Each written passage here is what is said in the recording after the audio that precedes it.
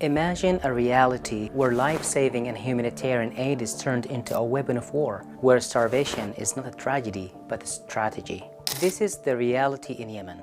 The Houthis have systematically destroyed the humanitarian efforts in Yemen, while the international community, especially the United Nations, has turned a blind eye. For years, the Houthi rebels have waged a brutal war on the people of Yemen, a war that has extended beyond the battlefield and into the very fabric of humanitarian aid. The Houthis have looted and diverted food, medicine, and essential supplies meant for the most vulnerable. They've created a system of starvation as a weapon, controlling access to food and basic necessities to force the population into submission. This is not a side effect of war. It is a calculated policy designed to break the will of the Yemenis and recruit them for their cause.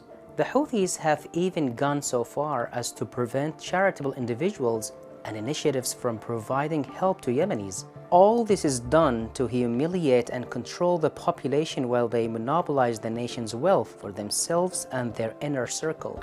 But what makes this crisis even more disturbing is the complicity of the international community, particularly the United Nations. In this old video, the former UN resident coordinator in Yemen praised the terrorist Houthis while they continue to kill, kidnap, and oppress innocent Yemenis. We admire, we respect, we celebrate the commitment of your leadership and your government and your movement. This shocking display of support from a UN official is a proof that the UN in Yemen has supported and empowered the Houthis. The UN's approach hasn't changed with time. The current resident coordinator has followed the same misguided path despite knowing full well the extent of Houthi corruption and the exhaustion of humanitarian aid. The humanitarian crisis in Yemen is not just a consequence of war. It is a deliberate strategy employed by the Houthis to maintain their grip on power. The world cannot afford to ignore the systematic destruction of humanitarian aid by the Houthis in Yemen.